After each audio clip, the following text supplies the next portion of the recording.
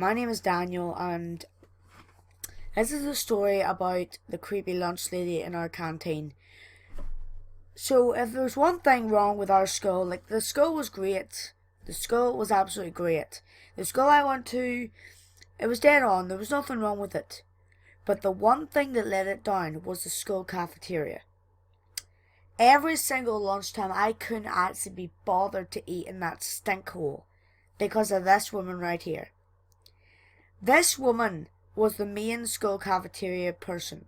She was the lunch lady. And what she used to do was she used to serve everyone the same old stinky meal. I just couldn't take it anymore. And oh my god, it was just so disgusting.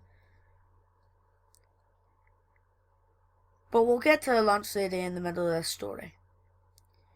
Anyway, my name's Daniel. And I'm not really a bad kid at all. I'm not. I'm not. But just one day in school, whenever I was going along to the next period, a guy called a guy called George tripped me up. And I fell straight on the floor. And the girl I had a crush on, she laughed at me, so she did. It was just very, very annoying, so it was. So, yeah. And and then me and George, we just pushed and shoved and punched each other, and we just broke out in a brawl. So what the school did was they sent us a letter home, and they said, you know what we're going to do? We're going to let you have a detention on Saturday. I thought it was so unfair. I had to come in on a Saturday just because one of us couldn't behave. It was just so unfair. But yeah, it was Saturday, and my mum was pretty pissed off because she knew she had to get up early to take me to school. So she got up early and she got me into school with the car, and I came into the room 126, the place that detention was always held. It doesn't matter what day, it was always held. I was there along with George, Nicholas, and also a wee quiet girl known as Daniela.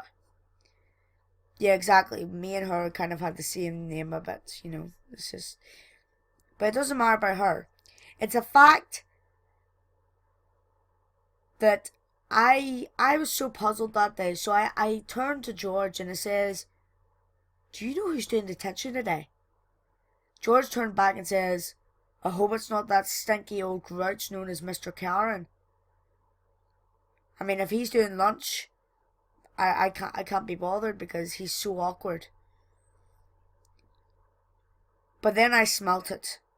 I smelt the just terrible reek of someone's breath. And then came the lunch lady. The lunch lady, if you didn't know, was called Mrs. Kowalski.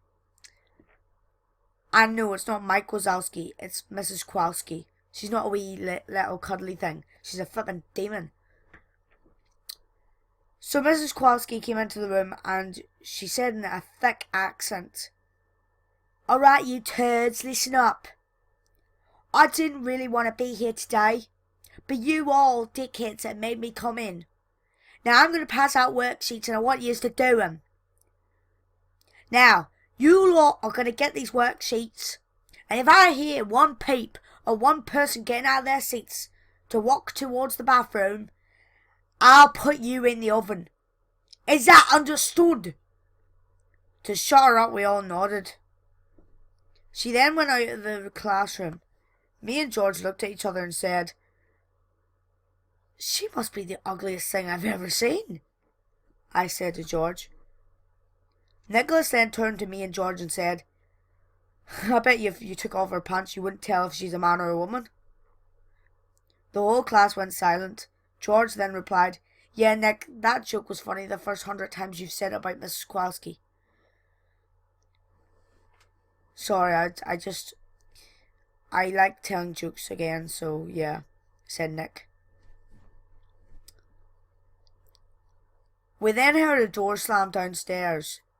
in the senior locker bay, and we realised it wasn't a normal door. It sounded like the door to the back door. It's basically the back door. George then got up from his seat and said, "That sounded like the back door's closing." I then got up from my seat and said, "George, how do you know? And plus, she told us to sit on our arses. Can you not do that?" George then turned to Nicholas and said, "Here, are you up for a wee challenge? Here's the challenge. One of us should go out there and make sure she's not around. And here's my plan. Go out there, make sure she's not around, and if she's not around, get the hell out of here." Daniela then stood up and said, "But sure, she's got us in detention. There's no point. And she said she'll put us in the ovens." Nicholas then turned to Daniela and said, "You really believe that shit? You really believe that? Mrs. Kowalski couldn't put someone in the oven if she tried." I would like to put her in the oven one day," I said.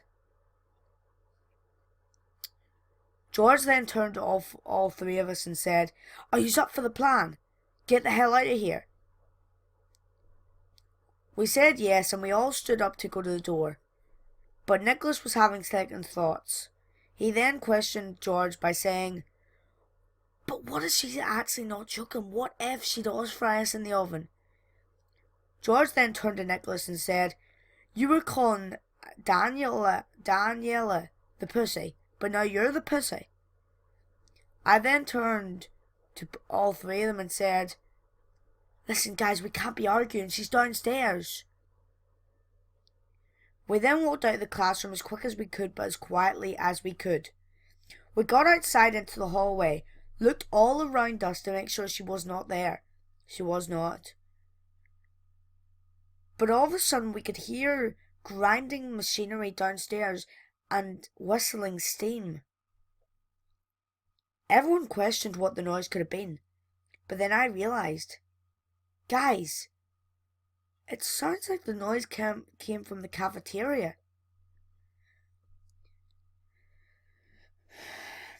George then turned to all three of us and said, "Listen guys, there's 4 ways out of this building."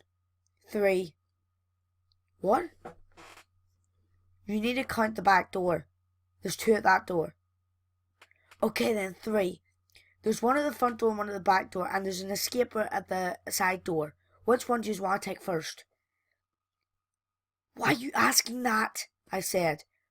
"Why do we give a shit which one we should take first? Just pick one. She's coming up." I picked the back door. So did I. So did I. So did I then. We all hurried down to the back door, but then we heard coming on the intercom, "I see from the webcams that you're not in your room anymore. I'm going to give you guys a warning. If I see you at your room or I even hear a crack in one of those tiles on that floor, I will have your heads in the microwave." George then replied, "My God, she's a daft old bitch." We then ran down to the doors that were near the cafeteria, which was the stupidest thing to do thanks to Nicholas. George then finally said to me, "Oh, listen mate, I'm sorry for yesterday, I really am. I shouldn't have done that, I shouldn't have pushed you. But you know what, we've all got one common goal, get away from Mrs. Kowalski." We each tried the lock on the door, but it was hard as metal. George then said, repeating after another, "Shit, shit, shit, shit. It's not opening. Let me try, you got no strength," Nicholas then said. He budged the door, but it wouldn't budge an inch. Nicholas then cried out in fear, "Oh my God, she's gonna find us." But even though she was gonna find us in the end, Nicholas still made it even louder. I then shouted, "You fucking idiot, she's gonna be coming for us." We then heard footsteps coming down the ramp. Coming down the hallway. I then heard Mrs. Kowalski shout, "I hear you!" We all took our chances and ran in opposite directions. but it was too late. Me, Jeremy, Nicholas and Daniela had got to the main doors at the front of the school. Nicholas tried to budge them, but they wouldn't budge at all. That was 2 sets of doors we had tried. It looks like Mrs. Kowalski was a step ahead of us. George then shouted, "Crap! We're dead. We're gonna die here." Nicholas then said, "There's got to be another way out of this school. Wait a minute, did you not say there was a side door?" "Yeah, but it's never used." "Wait a minute, it's never used. We can head there next." "I hear you talking." It was too late though. Mrs. Kowalski was getting closer and closer to us, and there were no exits beside us but one, but it was chained. "We're dead, aren't we?" "Yeah." I closed my eyes for 2 minutes while the lunch lady took all of us away. Everything went black for a minute, but all of a sudden I woke up sitting in a chair, and I could distinctly remember the place I was in. I was in the school, but I was obviously in the canteen. I looked up and saw the greasy lunch lady's face looking down at me with her big open eyes and her disgustingly kept teeth. She was smiling right at me, and she said in that gruesome voice, "Are you hungry?" I had tape over my mouth, so I couldn't exactly say no. She then said, "I'll make you a deal. If you eat the lunch I'm going to prepare for you, I will spare you and kill the others."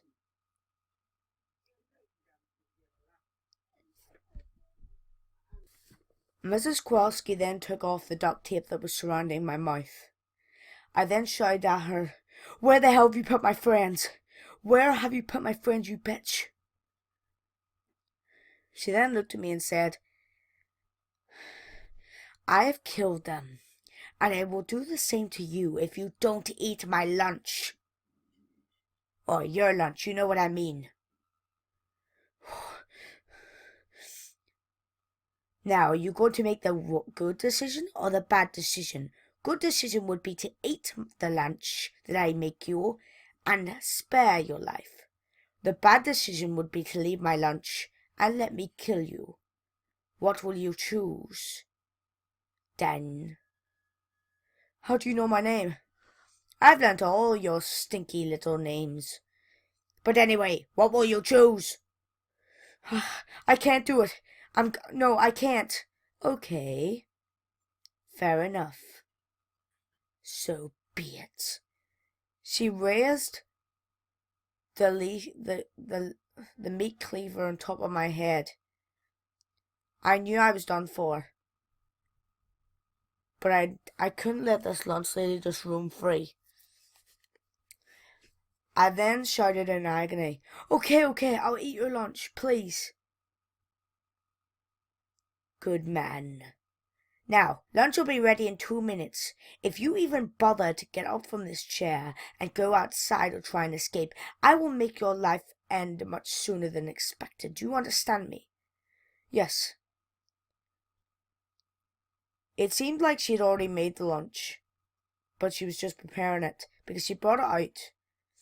Lying on a napkin was something under a dish. I took the napkin away and was disgusted by what I was looking at.